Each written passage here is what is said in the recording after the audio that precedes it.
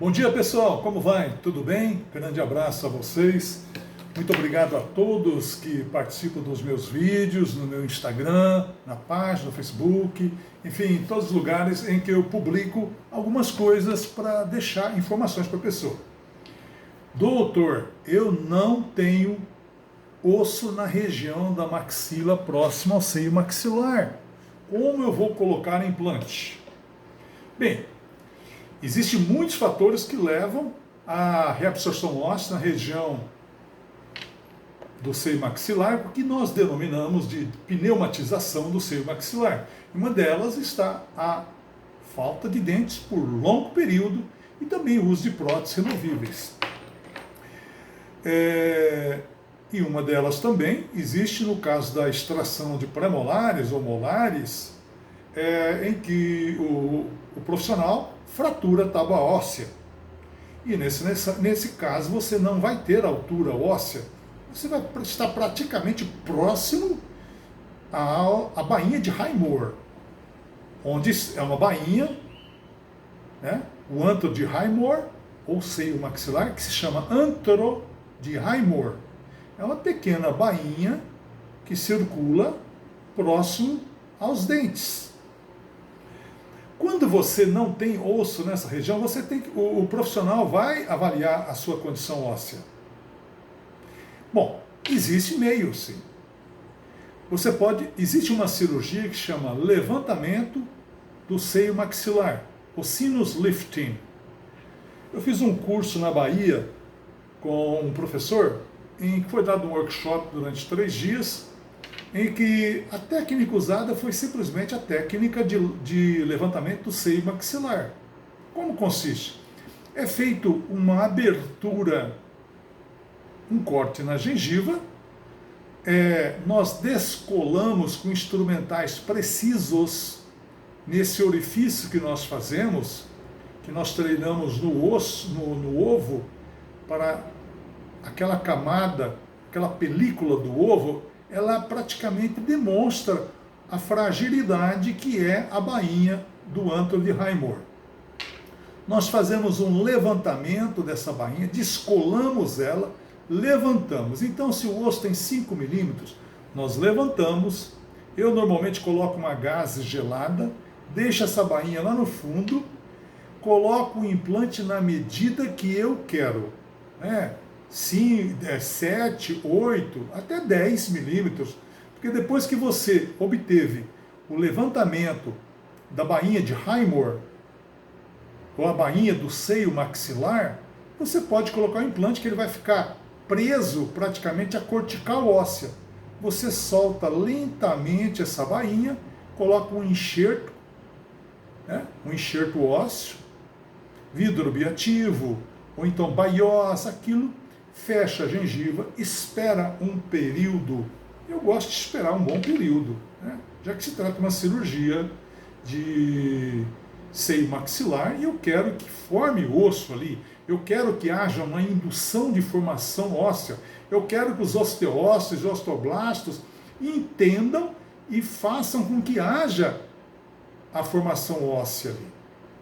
Existem algumas outras técnicas usadas, colocação de bone heal, falando que o sangue é um osso líquido, mas para isso você tem que ter conhecimento da área, senão você pode, na hora de fazer o levantamento da bainha de Highmore, você perfurar. Certo? Aí existe uma série de técnicas que você tem que usar, membrana, suturar a bainha, mas a técnica do levantamento do seio maxilar, ou sinus lift, é uma técnica calma, é uma técnica precisa, ela é predictable, ou previsível, e tem um grande sucesso. Isso para a região superior. A pergunta que me fizeram também foi, quando não há altura na mandíbula? Você tem, por exemplo, 5 milímetros, 6 milímetros de osso apenas em altura. E está correndo o nervo alveolar inferior ou o nervo mandibular logo abaixo. Existe uma cirurgia que denomina-se lateralização do nervo alveolar inferior. Essa cirurgia consiste num corte que é feito na gengiva, descola a gengiva ou periodonto de inserção. É feito um corte, retirada essa parte do osso, coloque-se no soro fisiológico, nós puxamos o nervo alveolar para fora, colocamos os implantes, colocamos uma bainha, né? Nós colocamos uma membrana. Há autores que falam que não precisam colocar enxertos, outros falam que é necessário colocar um vidro bioativo, ou um osso bovino, enfim, e fecha aquela estrutura novamente com o osso, fecha a estrutura do periodonto de inserção ou gengival, dá os pontos necessários, medica o paciente e espera 6 meses. Mas ocorre que a maioria das cirurgias de lateralização de nervo alveolar inferior, que ela tem que ter bastante precisão na cirurgia, tem que ter destreza e reconhecimento de que o paciente, na maioria das vezes, vai ter parestesia nessa região, temporária, passageira, mas vai ter. E qual é a sintomatologia dessa parestesia? O paciente no outro dia vai reclamar, ou depois de alguns dias ou meses, que sente a boca anestesiada ou formigamento. Nesses casos, nós já sabemos que isso vai acontecer. Na maioria das cirurgias também ortognáticas, no prognata, no classe 3 típico, né, que tem o queixo bem para fora, né, vamos colocar essa mandíbula bem proeminente, cirurgias ortognáticas, ou também na maxila, vai ocorrer a parestesia. Isso já é predicable, é previsível. Nós medicamos, passamos anti-inflamatórios, passamos vitamina B1, B6, B12, passamos também, eu uso muito Etna, eu gosto muito do Etna, para um longo período, e tratamento a posterior também com ultravioleta, com raios de luz, que é o laser.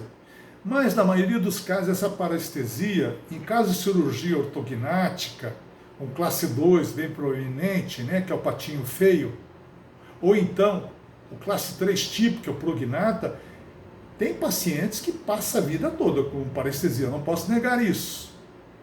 Né?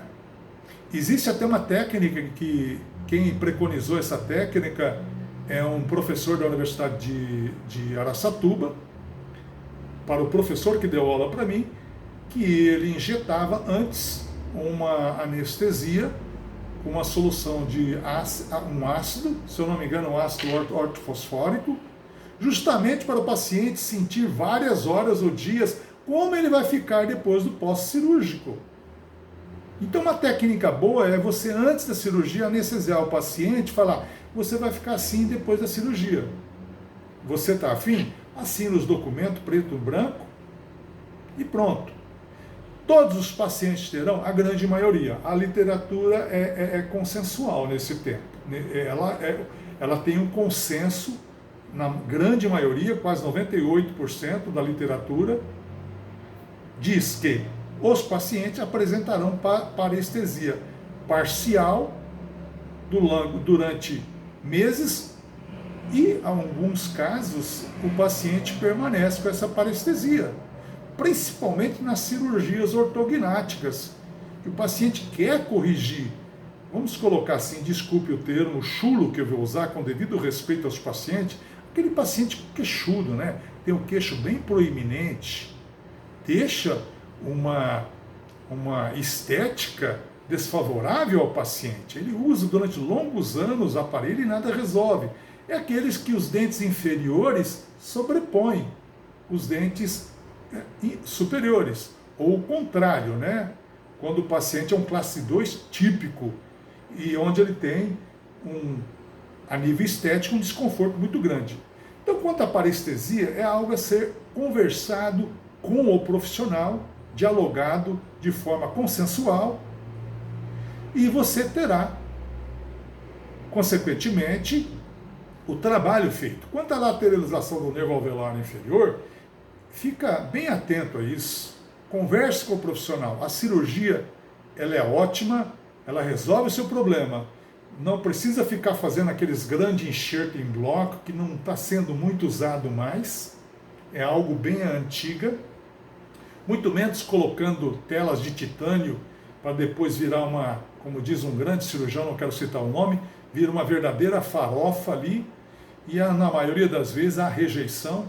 Então parte logo para a lateralização do nervo alveolar inferior, ou com cirurgião bucomaxilofacial, ou com implantodontia, com destreza nessa arte. Ela é feita com delicadeza e deve ter conhecimento do assunto, tá bom? E prática. Grande abraço a você.